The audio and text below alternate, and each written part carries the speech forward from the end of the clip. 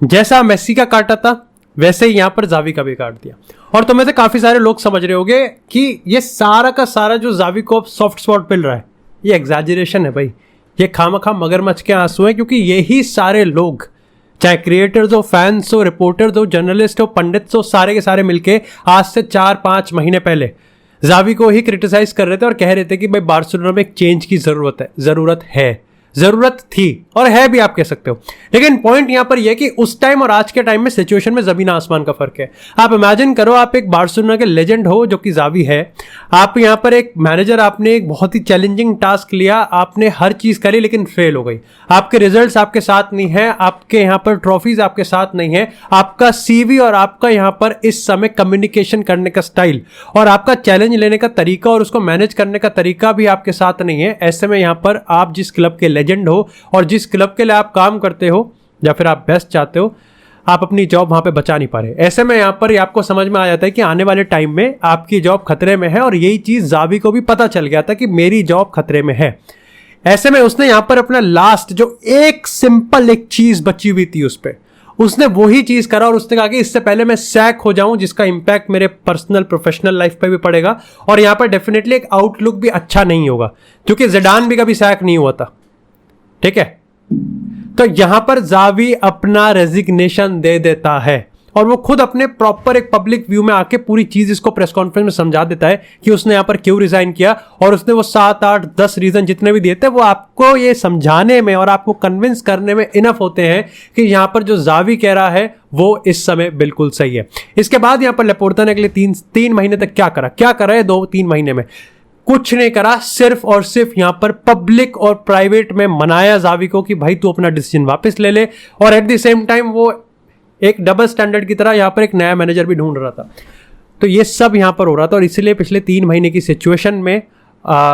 तब में और अब में यहां पर जमीन आसमान का फर्क है। लेकिन अभी हम स्टैटिस्टिकली या फैक्चुअल अगर बात करें तो ये कंफर्म है कि जावी हैज बीन सैक्ड, हंसी फ्लिक नया मैनेजर बन चुका है और जिस तरीके से किया गया है वो भी यहां पर उतना ही ज्यादा ऑफेंसिव हो सकता है अगर आप एक क्लब के लेजेंड है, क्योंकि अभी ये किसी एक क्लब के मैनेजर के साथ नहीं होना चाहिए जो कि अभी एक यूनाइटेड में हो रहा है, बट आप जो चीज यूनाइटेड में हो रहा है आप उस चीज को एक साइमल्टेनियसली बार्सिलोना में जो चीज हो रही है उसके साथ कंपेयर करोगे तो आपको पता चलेगा कि टेन हैग के साथ भी एक हद तक गलत हुआ है और अब यहां पर जावी के साथ तो वो और भी ज्यादा बद से बदतर वाली कहानी है। क्योंकि जहां आपने एक मीटिंग करी, अगर क्रोनोलॉजी के हिसाब से बात करें तो ये मीटिंग पिछले हफ्ते होनी थी जैसा स्पेनिश मीडिया रिपोर्ट कर रहा था, लेकिन उस टाइम यहां पर लेपोर्ता को कुछ बीमारी हो गई थी, निमोनिया बताया जा रहा है, और यहां पर वो मीटिंग कैंसिल हो गई। और इसीलिए जो लास्ट गेम था बार्सिलोना का वहां पर प्रेस कॉन्फ्रेंस में जावी बिल्कुल ब्लैंक था, लेकिन उसने फिर भी अपने आप को संभाला अनइंटेंशनली या फिर काफी क्लेवर तरीके से कि यहां पर उसने ये चीज कह दिया कि मैं बार्सिलोना में मैनेजर बनने वाला हूं, मैं पूरी तरीके से यहां पर कंफर्म हूं। मेरे को जो यहां पर बार्सिलोना मैनेजमेंट की तरफ से हेड्स अप मिला है, जो वहां से मेरे को नोटिफिकेशन जारी हुआ है वो यही है कि बार्सिलोना जावी एक सीजन और साथ में ये नाम जुड़ा रहेगा। लेकिन अब यहां पर ये था कि जावी को पता चल गया था कि वो ये चाहता था कि जो नेक्स्ट गेम लास्ट गेम होने वाला है बार्सिलोना का सेविया के अगेंस्ट, उसकी प्रेस कॉन्फ्रेंस में जावी अपने फ्यूचर को लेकर ब्लैंक नहीं रहेगा, क्योंकि मीडिया में पहली लीक हो चुका कि जावी सैक्ड होने वाला है। सो जो मीडिया में ऑलमोस्ट ऑलरेडी लीक हो चुका है कि वो सैक हो रहा है और उसको ये खबर नहीं है, क्योंकि उसको ही यहां पर मैनेजमेंट से कोई नोटिफिकेशन नहीं मिला है। और जो चीज उसने पिछले हफ्ते बोली थी वो एक बार फिर से एक हफ्ते में रिपीट नहीं करने वाला, जबकि उसको पता है कि शायद से इस बार जो लीक हुआ है वो सच है। ऐसे में यहां पर जावी बार्सिलोना की हायरार्की को कहता है कि भाई एक मीटिंग कर लेते हैं और फेस टू फेस आके बात करते हैं, जो है वो बताओ। ऐसे में यहां पर बार्सिलोना की मैनेजमेंट जब जावी से मिलती है तो सबसे पहले खुद ही लेपोर्ता लीड लेके बता देते हैं जावी को कि वो अगले सीजन बार्सिलोना का मैनेजर नहीं बनने वाला।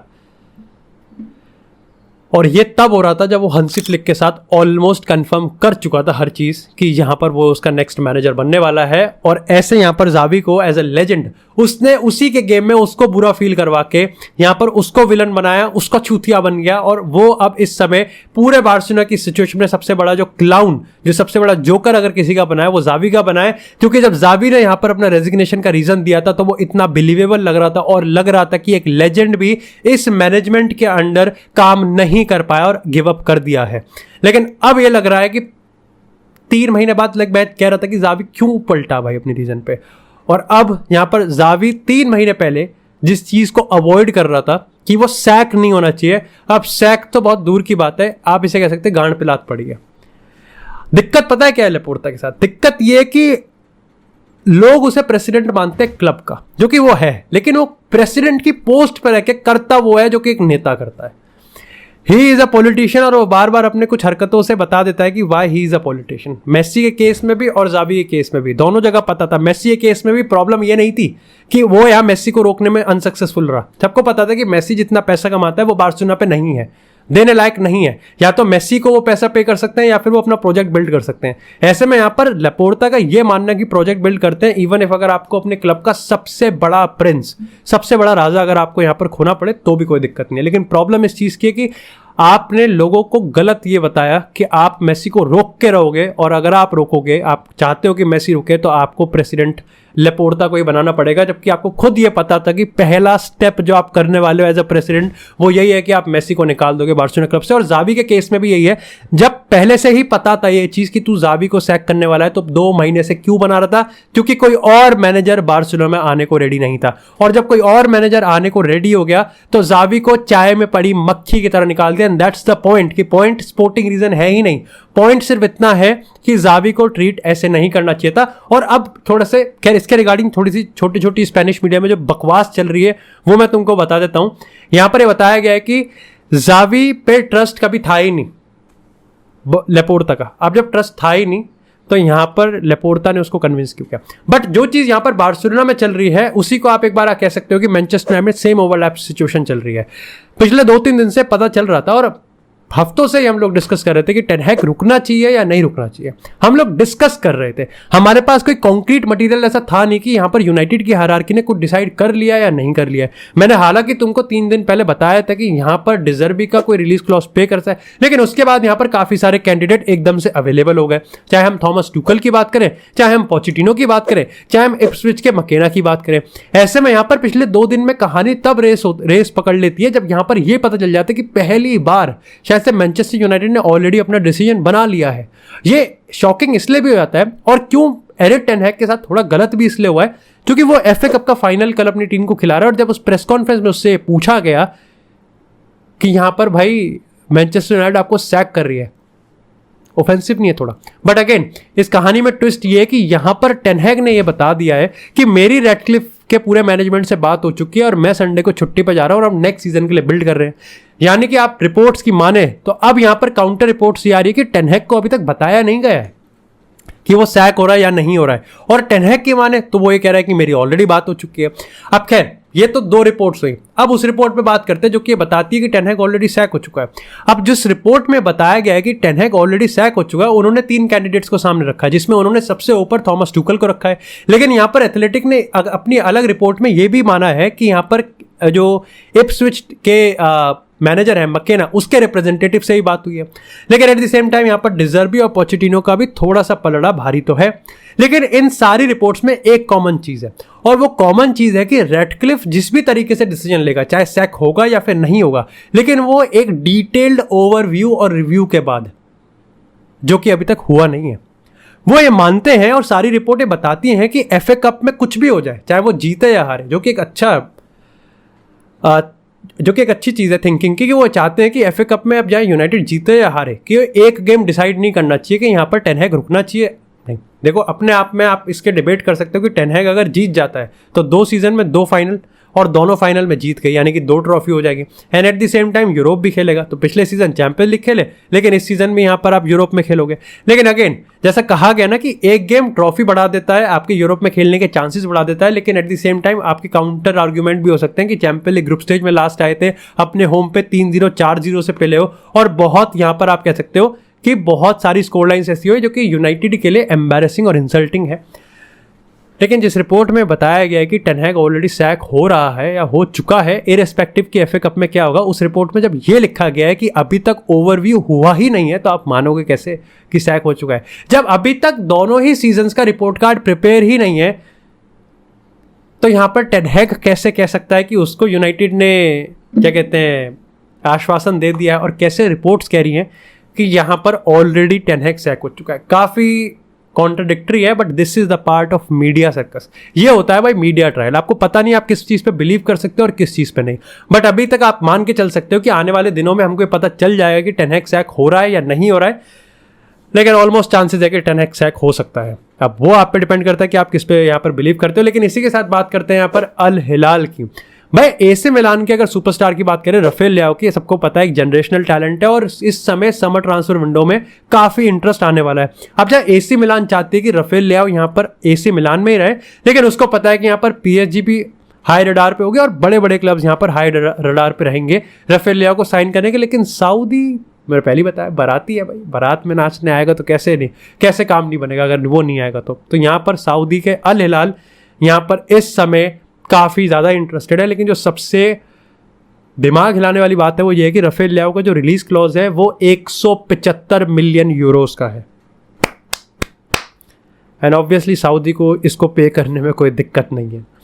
भाई अगर यहाँ पर एसी मिलान से राफेल लियाओ सऊदी जाता है तो सबसे बड़ा जो मोटिवेटिंग फैक्टर होगा वो यहाँ पर पैसा ही है, लेकिन उसके करियर के लिए बहुत ही ख़राब डिसीजन होगा। तो या तो ये है कि, और जो 175 मिलियन पे करेगी वो भी राफेल लियाओ के पास नहीं होगा, तो कुछ अलग ही एस्ट्रोनॉमिकल वेजेस ही यहाँ पर अल हिलाल को देनी पड़ेगी राफेल लियाओ को। पर मेरे को लगता है कि राफेल लियाओ ये डिसीजन एक्सेप्ट करेगा, ये ट्रांसफ़र एक्सेप्ट करेगा। और अगर एक्सेप्ट कर लिया तो बहुत बड़ी चीज़ हो जाएगी, क्योंकि जैसा मैंने तुमको बताया है फुटबॉल डेली के एपिसोड में कि क्रिस्टियानो रोनाल्डो की वजह से यहाँ पर ऑलरेडी पोर्चुगल का काफ़ी अच्छा फैन बेस डेफिनेटली यहाँ पर सऊदी फुटबॉल में ट्यून इन कर रहा है। और सऊदी को पता है कि रोनाल्डो ने पोर्चुगल में एक मोबिलाइजेशन लाया है और इसीलिए वो पोर्चुगल के एक बड़े सुपरस्टार को लेके आना चाहते हैं। अब जहाँ ब्रूनो फर्नांडिस ने इसने अपने प्लेयर ट्रिब्यून के इंटरव्यू में कंफर्म कर दिया कि वो यूनाइटेड के लिए एक अच्छे खासे समय के लिए रहना चाहता है, वही उनको पता है कि राफेल लियाओ भी एक ऐसा सुपरस्टार है जो कि यहाँ पर डेफिनेटली बहुत अच्छा पोर्चुगल मोबिलाइजेशन लेके आ सकता है। बर्नार्डो सिल्वा भी एक ऐसा प्लेयर था, लेकिन बर्नार्डो सिल्वा को अभी यूरोप में ही रहना है। इसी के साथ अगर बात करें रियल मैड्रिड से, तो भाई रियल मैड्रिड से दो बड़ी खबर है। देखो पहली खबर यहाँ पर यह है कि Tchouameni most probably almost confirm मान के चलो कि चैंपियंस लीग का फाइनल मिस करने वाला है, जो कि बहुत बड़ी अपडेट है और काफ़ी सारे डाउट्स अब उसके यूरो के कैंपेन पे भी आ रहे हैं। लेकिन इसके साथ जो दूसरी खबर है वो ये है कि अब जब टोनी क्रूस और लूका मॉड्रिच की सिचुएशन, इस गुत्थी को जहाँ रियल मैड्रिड सुलझा रही है, वहीं स्पेनिश मीडिया इस चीज़ पे स्पेकुलेट कर रहा है कि टोनी क्रूस का रिप्लेसमेंट कौन होगा, क्यों चाहिए रिप्लेसमेंट, कौन मांग रहा है रिप्लेसमेंट। क्योंकि आपको इस चीज़ से बरगलाया जा रहा है कि टोनी क्रूस का रिप्लेसमेंट चाहिए, लेकिन वो ये नहीं बताएंगे कि आज से 6 महीने पहले खुद फ्लोरेंटिनो पेरेज और कार्लो एंसेलोटी के बीच में यहाँ पर ऑलरेडी बहुत प्रूवन रिकॉर्ड्स हैं और आर्टिकल्स हैं इस चीज़ पे, जहाँ पर इन दोनों के बीच में कॉन्वर्जेशन हुआ है कि टोनी क्रूस और लूका मॉड्रिच में से किसी एक को रखा जाए, या फिर अगर दोनों जाए तो दोनों को जाने दिया जाए, क्योंकि यंग प्लेयर्स को अब चांस मिलना है। इसका मतलब रियल मैड्रिड को पहले से ही पता है कि उनके पास यहाँ पर मिडफील्ड में बहुत अच्छे खासे नंबर्स हैं प्लेयर्स के, और उनको इस चीज़ पे कोई भी यहाँ पर एडिशन और नहीं लेके आना है। और दूसरी चीज़, मेन चीज़ जो है कि टोनी क्रूस का रिप्लेसमेंट है नहीं, तो जिस चीज़ का रिप्लेसमेंट नहीं है उस चीज़ पे अगर आप अपना दिमाग लड़ाओगे तो पैसा वेस्ट होगा, और रियल मैड्रिड ये चीज़ नहीं करने वाली। इसी के साथ अगर अपनी लास्ट अपडेट की बात करें तो भाई बार्सिलोना को नेग्रेरा केस में एक अच्छी न्यूज़ मिली है। बार्सिलोना के कोर्ट ने ये चीज़ बता दिया है कि नेग्रेरा केस में करप्शन का चार्ज बार्सिलोना पे आप नहीं लगा सकते। ब्राइबरी, उन्होंने इस चीज़ को डिफाइन किया कि ब्राइबरी सिर्फ तब होती है जब बार्सिलोना पेमेंट करती नेग्रेरा को, जब नेग्रेरा किसी पब्लिक ऑफिस को होल्ड करते। नेग्रेरा उस टाइम पब्लिक ऑफिस को होल्ड नहीं कर रहे थे, बल्कि एक प्राइवेट ऑर्गेनाइजेशन को चला रहे थे वो, तो आप इस पर ब्राइबरी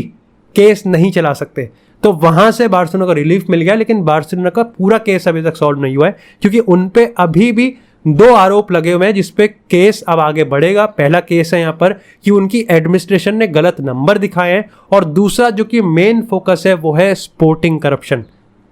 ब्राइबरी करप्शन वो हो गया कि उसने उसको पैसे दिए हैं, वो ब्राइबरी करप्शन हो गया। उसका इन्फ्लुएंस इनके स्पोर्टिंग रिजल्ट पे पड़ा है, वो इनका स्पोर्टिंग करप्शन चल रहा है, और उस पर अभी केस आगे बढ़ेगा। बट नेवरदलेस यहाँ पर बार्सिलोना को काफ़ी अच्छा न्यूज़ तो मिला है, और उन्होंने अपने ऑफिशियल वेबसाइट में कहा भी है कि वो इस डिसीजन को और इस फैसले को स्वीकार करते हैं।